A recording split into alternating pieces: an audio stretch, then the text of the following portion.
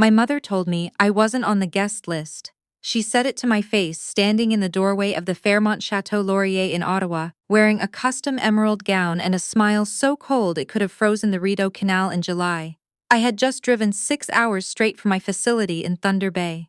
I was still wearing my steel-toed boots. Behind her, I could hear my sister laughing inside the ballroom. My mother looked me up and down, pressed her lips together and said, "This is a private event, Nadia. Immediate family only. You can FaceTime Brooke tomorrow." I nodded once, I said, "Got it," and I left. 4 days later, my mother called me screaming because the $42,000 reception bill had been declined at the venue. I poured myself a coffee and let her keep talking. Before I get into what happened next, let me know where you're watching from down in the comments. Hit like and subscribe if you've ever had to draw the line with people who treated you like a bank account with legs. The drive from Thunder Bay to Ottawa was brutal. Late November in northern Ontario means black ice, lake-effect snow squalls off Superior, and stretches of the Trans-Canada where you won't see another headlight for 40 minutes. I left at 3 in the morning because I wanted to arrive with enough time to shower and change at the hotel. I had booked a room at the chateau specifically so you could walk into my sister's rehearsal dinner looking put together. I even brought a dress, a real dress, navy silk, knee-length, bought it in Toronto on a work trip the month before. But I never made it to the shower. The highway north of Sudbury was a mess. A jackknifed transport had shut down one lane near Mattawa, and by the time I crawled through the bottleneck and hit the Force 17, I had already missed the cocktail hour entirely. I pulled into the chateau's circular drive, still smelling like truck stop coffee and road salt. I didn't have time to change. I was wearing dark jeans, a flannel-lined canvas jacket, and the steel-toed Blundstones I wore every single day at work. I looked exactly like what my family always accused me of being, a laborer, someone who worked with her hands instead of her connections. Let me back up. My name is Nadia. I'm 31 years old and according to my parents, I'm the family disappointment. My father Gerald spent his entire career managing other people's money at a mid-tier wealth advisory firm in Ottawa. He never built anything. He never created anything. He moved numbers on a spreadsheet and took a percentage. But he talked about it like he was running Bay Street.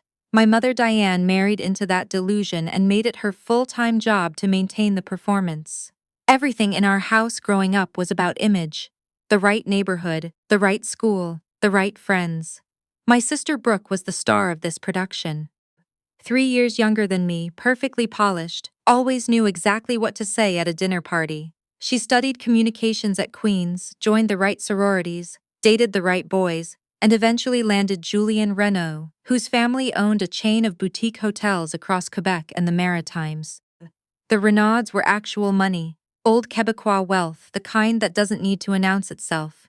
My parents saw Julian as the ultimate social upgrade, the golden ticket into a circle they had been faking their way into for decades. And then there was me. I went to Lakehead for engineering. I wore work boots to my own convocation. After graduation, I started a small environmental remediation company in Thunder Bay because I loved the work and I saw a gap in the market. We cleaned up contaminated industrial sites, old mines, defunct mills, decommissioned fuel depots across northern Ontario. It was dirty, technical, deeply satisfying work. Within 5 years, we had grown into one of the largest private environmental services firms in the province. I had 62 employees. We held remediation contracts with 3 levels of government and 2 mining conglomerates. My company, Boreal Environmental Solutions, generated over $14 million in annual revenue. But my parents didn't know any of that. They didn't want to know. Every time I tried to talk about work, my father would wave his hand and say, "Still doing the cleanup thing up north, eh?" He told his golf buddies I ran a janitorial service near Sudbury.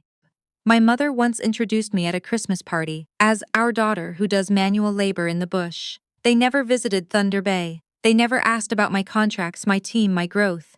To them, I was just Nadia, the rough one, the one who chose mud over manners. So when I pulled up to the chateau that night in my jeans and work boots, I already knew what was coming. I just didn't expect it to happen at the door. My mother was standing in the arched entryway to the private event hall. She had positioned herself there like a bouncer at a Byward Market nightclub. My father stood 2 steps behind her, holding a glass of Veuve Clicquot with a tight expression. They had clearly been waiting. "Nadia," my mother said, scanning me from boots to ponytail. "What are you wearing?" I came straight from the highway. There was an accident past Matawa. I didn't have time to change. She shook her head slowly. You can't come in looking like that, the Renauds are hosting. Julian's mother personally arranged the seating, this is black tie. I know, I brought a dress, it's in the car, just give me 15 minutes. No. My mother stepped closer, lowering her voice. We told the Renauds you couldn't make it. We said you had a work emergency up north. It was easier that way, I stared at her. Easier for who? My father cleared his throat. Don't make a scene, Nadia. This is Brooke's weekend. The last thing she needs is her sister stomping around in mud boots embarrassing the family in front of Julian's parents. I looked past them into the ballroom, crystal chandeliers, white tablecloths. Brooke was standing at the center of a cluster of women in cocktail dresses, her hand resting on Julian's arm. She glanced toward the door, saw me, and immediately turned away. So I drove 6 hours for nothing, I said quietly. My mother reached into her clutch and pulled out her phone. I'll send you the live stream link. You can watch the speeches from the hotel bar. I've already told Brooke you FaceTimed from the road. I took a breath, then another. I let the silence stretch until it became uncomfortable. Okay, I said, message received. I turned around and walked back to my truck. I didn't cry, I didn't slam anything. I sat in the driver's seat and watched the snow fall on the Parliament buildings across the canal. I sat there for about 5 minutes, just breathing. Then I pulled out my phone and opened the corporate banking app for Boreal Environmental Solutions. 2 years earlier, right before I left for a 3-month contract in a remote fly-in community near James Bay, I gave my parents a supplementary corporate Visa card. The conditions were crystal clear. I sat across from them at their dining table and said, "This is for emergencies only. Medical emergencies. If the furnace dies in January, if someone ends up in the ER, nothing else. The limit is high, so please don't test it." They nodded solemnly. My father shook my hand and said, "We'd never abuse your trust, kiddo." Sitting in my truck outside the chateau, I scrolled through the transaction history on that card for the first time in months. The numbers told me everything I needed to know about the kind of trust my family operated on. There was a $9,500 charge at a bridal boutique on Sussex Drive, a $7,200 from a premium catering company in Gatineau. There were $4,800 in charges at an upscale florist, a $3,600 charge at a luxury spa in Mont-Tremblant, and the big one, a pending authorization of $42,000 from the Fairmont Chateau Laurier for the full wedding reception package.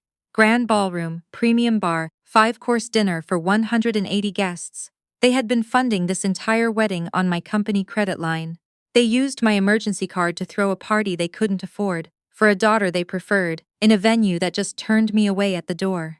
I looked at the red button on the screen, freeze card.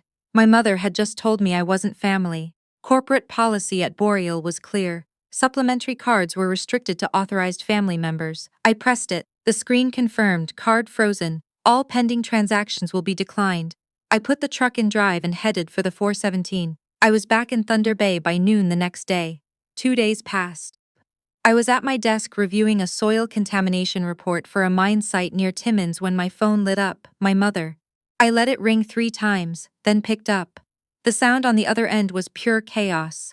I could hear dishes clattering, someone yelling in French, and Brooke sobbing somewhere in the background. Nadia. My mother's voice was shrill, stripped of every ounce of its usual poise. "There's a problem with the credit card. The venue manager just locked the dining room doors. He's refusing to serve the farewell brunch until the final payment clears. You need to call the bank right now and fix this."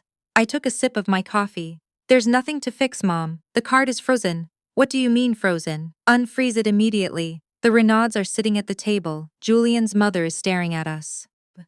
"Do you have any idea what this looks like?" "It looks like someone tried to charge $42,000 on a corporate account that was designated for medical emergencies. You're not in the hospital. You're at a brunch. We are your parents. You gave us that card. This is a family matter. You told me 2 nights ago that I'm not family. Those were your exact words. Company policy doesn't allow non-family members to use corporate accounts. I'm just following the rules." Dead silence. Then my father grabbed the phone. "Listen here, Nadia," Gerald growled. "You're going to unfreeze that card this second or I'm calling the CRA. I'll report you for tax fraud. I'll tell them your little cleaning company is laundering money through fake family expenses. I'll have your business shut down before the week is over." I leaned back in my chair. Through my office window, I could see two of my remediation trucks pulling out of the yard, heading north for a contract. Go ahead and call the CRA, Dad, but you should understand something first. You can't freeze a corporate account unless you're the account owner. I didn't call a bank teller. I shut it down through the owner portal. Because I'm the owner. I'm not an employee at a cleaning company. I'm the CEO of Boreal Environmental Solutions. I hold remediation contracts with the Ontario Ministry of the Environment. I have government security clearance. You just used my company credit to pay for a private wedding, and now you're threatening to report me for fraud.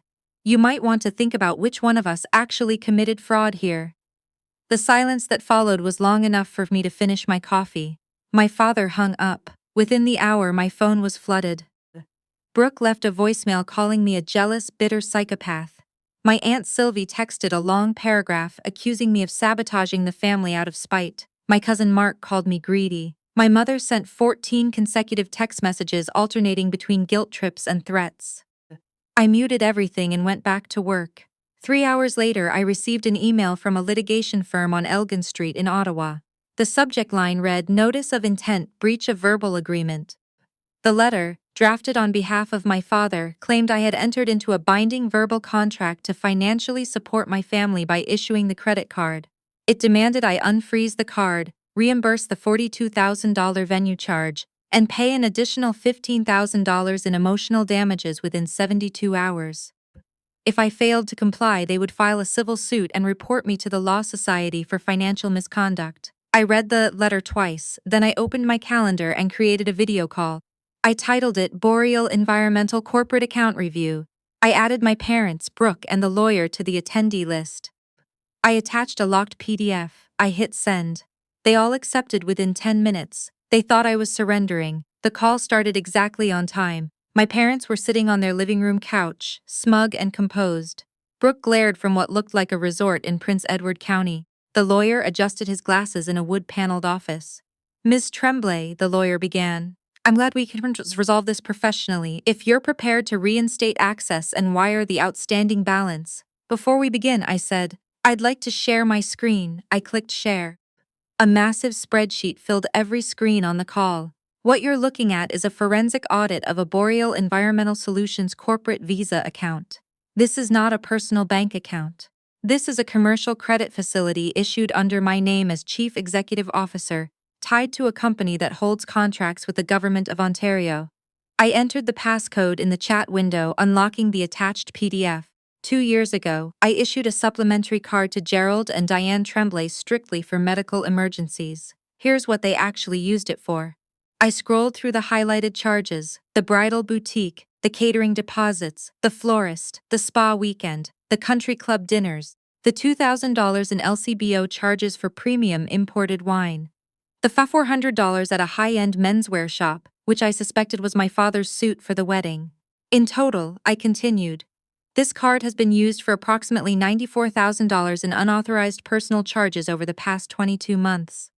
None of these transactions were medical emergencies. None were authorized by me. Every single one violates the terms of Boreal's corporate expense policy and potentially constitutes fraud under the Criminal Code of Canada. I turned to the lawyer's video square. His face had gone gray. Counselor, your client retained you under the claim that this was a personal family dispute over a shared bank account. He lied to you. This is a government-contracted corporate account. By sending me a written demand to release frozen commercial funds to pay for a private wedding, you've documented an attempt to compel the misuse of corporate assets. If your client pursues litigation, I won't just defend the claim. I'll forward this entire audit to the Ontario Provincial Police Financial Crimes Unit and the CRA's Enforcement Division. The lawyer didn't look at my father. He stared directly into his camera, swallowed once, and said, I was not informed of the corporate nature of this account. I'm formally withdrawing my representation of the Tremblay family effective immediately. I strongly advise my former clients against any further legal action regarding this matter. His square went black. Brooke screamed something about ruining her honeymoon and disconnected. That left my parents. My father's face was a deep mottled red.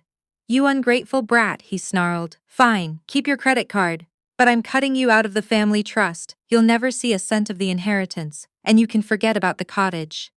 I'm changing the locks this weekend and giving the keys to Brooke and Julian as a wedding gift. You are done." He sat back, arms crossed, absolutely certain he had played his final card. I looked at him. I looked at my mother, gripping his arm, nodding furiously. They genuinely believed the cottage was their ultimate weapon. The family cottage on Lake of Bays in Muskoka, the one my grandfather built in 1971, the one where I spent every summer of my childhood. It was the only thing they had left that they thought I cared about. "Dad," I said quietly, "we need to talk about the cottage." "There's nothing to talk about. I control the family trust. The cottage has been in the Tremblay Trust since before you were born. That's what you think. But let me show you what's actually true." I opened a new tab and navigated to the Ontario Land Registry. I typed in the property address, the one on the southern shore of Lake of Bays, the private dock, the stone fireplace, the wraparound deck overlooking the water. "This is public record," I said. "Anyone can access it." The Ontario Land Registry is the legal authority on property ownership in this province. I hit enter. The database pulled up the deed history for the property. 3 years ago, while I was working a fly-in remediation contract near Moosonee, you took out a secured line of credit against the family trust. You used the cottage and the Ottawa house as collateral. You needed the cash because your investment portfolio had collapsed. You'd been making leverage trades on margin without telling Mom, and when the market corrected, you got a margin call you couldn't cover. My father's jaw went slack. You defaulted on the line of credit 16 months ago. The bank issued 3 certified notices. You ignored all of them because you assumed they would never actually foreclose on a cottage in Muskoka. But banks don't care about your postal code, Dad. They care about their balance sheet. I scrolled to the most recent filing, transfer of title. The bank initiated a power of sale proceeding. They listed the cottage for private acquisition. A numbered company purchased the property, cleared the outstanding debt, paid the back taxes you'd been ignoring for 3 years, and settled the contractor liens from the roof repair you never paid for. I highlighted the registered owner on the deed.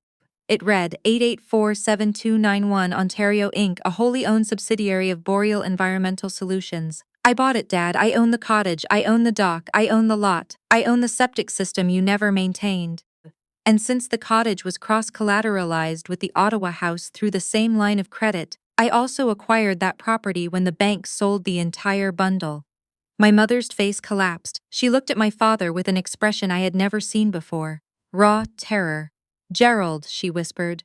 "Tell me she's lying. Tell me we still own this house." My father said nothing. He couldn't look at her. "You've been living in my portfolio for the past 14 months, I said. "I've been paying the property taxes and the utilities out of my own pocket because, despite everything, I didn't want my parents sleeping in the street. But you told me on Saturday night that I'm not family. So I no longer have any reason to provide you with free housing. You'll receive a formal N12 notice by registered mail this week. You have 60 days to vacate." My mother started crying. Real tears this time, not the performative kind she used at dinner parties. Brooke's video square suddenly reappeared. She had been listening off camera. "You're bluffing!" Brooke shrieked. "You can't own our house. You work in the bush. You clean up garbage dumps. You don't have that kind of money. The land registry doesn't care what you think about my job, Brooke." "Fine. Even if it's true, it doesn't matter. Julian's family has more money than you'll ever see. His father sits on the board of 3 hotel corporations. When I tell them what you've done, they'll buy the debt out from under you and crush your little cleaning company in court." "That sounds like a plan," I said calmly. "Make sure you tell them everything. Tell them how Dad got the money for the wedding. Tell them about the corporate credit card. Tell them about the $94,000 in unauthorized charges. And while you're at it, tell them the real reason I wasn't at the rehearsal dinner. I'm sure Julian's mother would love to know that you lied about your own sister to her face." Brooke went pale and disconnected. I ended the call. 3 days later, I received a LinkedIn message from Julian Renault, 2 sentences. "I found the audit file attached to the lawyer's withdrawal notice. Can we meet?"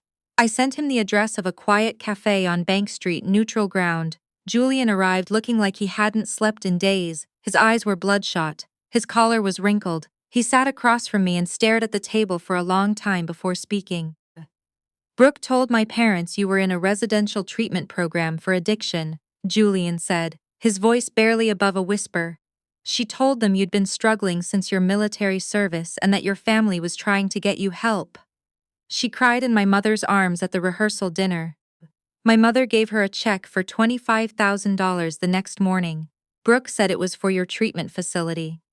He paused. I checked, there is no treatment facility. There was no military service. Your company website says you hold an engineering degree from Lakehead and a provincial remediation certification.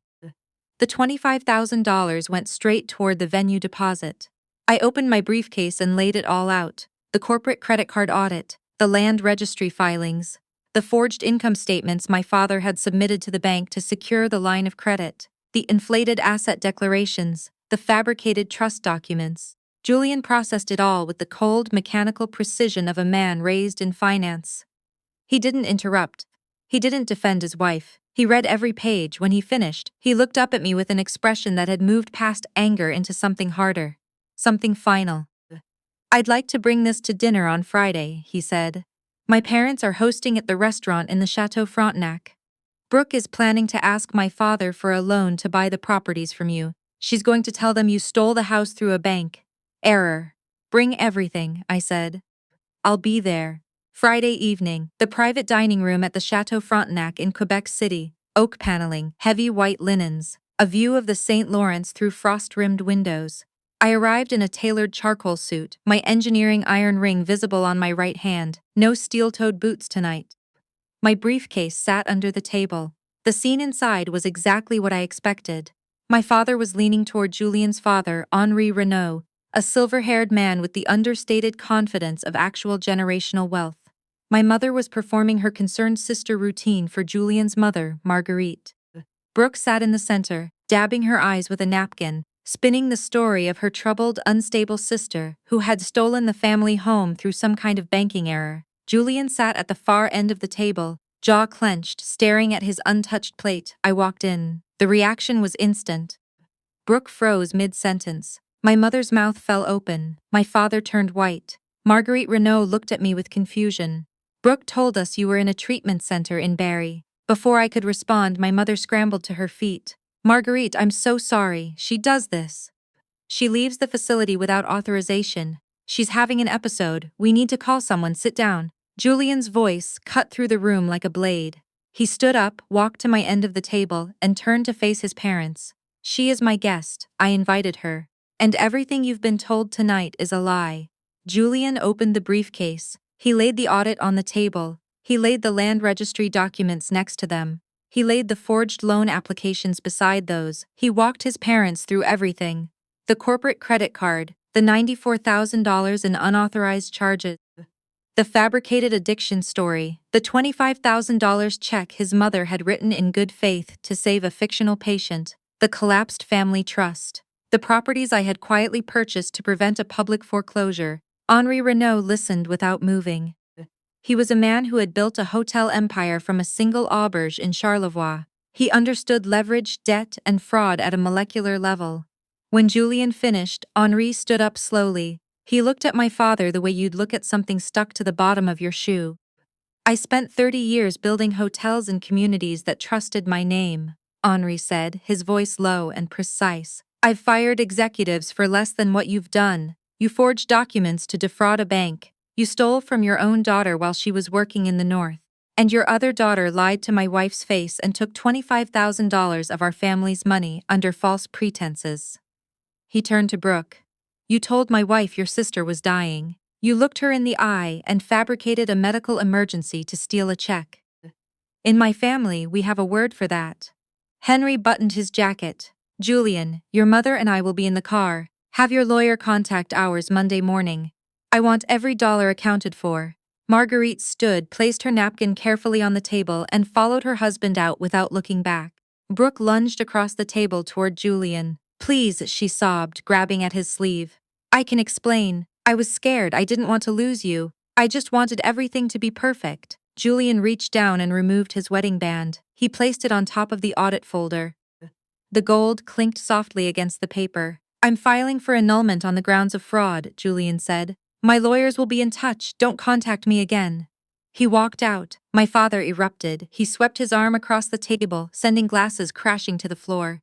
Red wine spread across the white linen like a wound. He tried to lunge toward me, slipped on the wet hardwood, and collapsed against the table, gasping and purple-faced.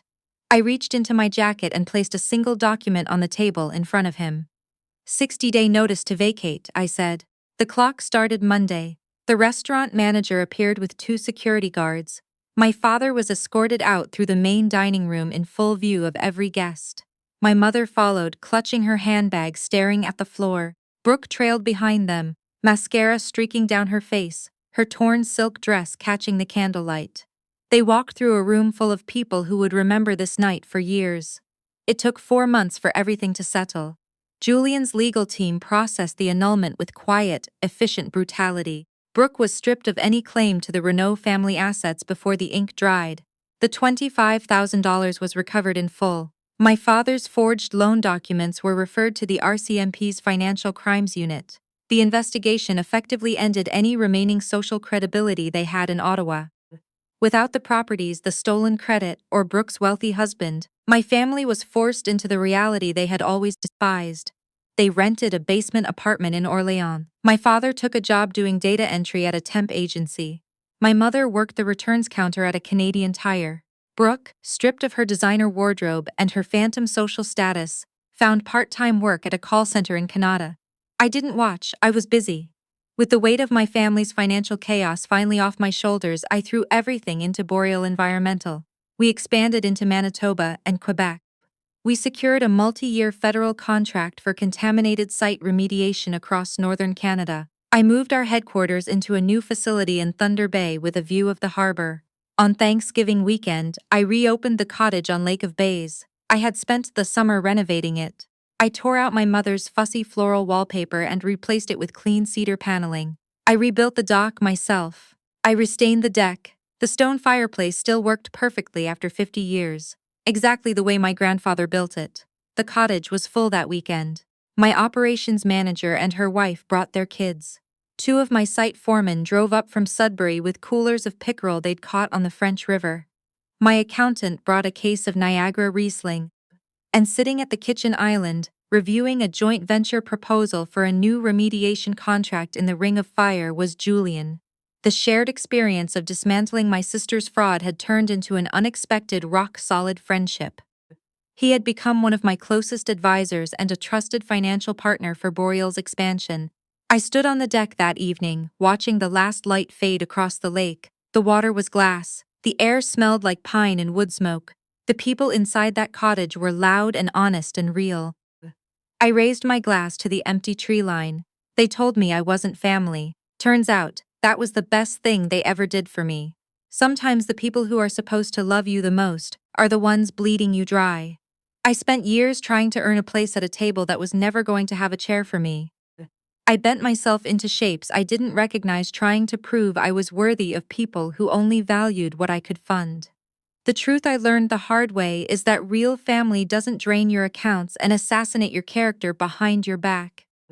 Real family is built on respect, honesty, and showing up for each other when things are ugly, not just when things look good. You can't choose the family you're born into, but you have every right to choose the family you keep. And sometimes the bravest thing you can do is walk away from the people who keep telling you you're not enough, and build a life so solid that their opinion stops mattering entirely. If you've ever had to draw that line, share your story in the comments. Hit like and subscribe for more stories about standing your ground and finding your people.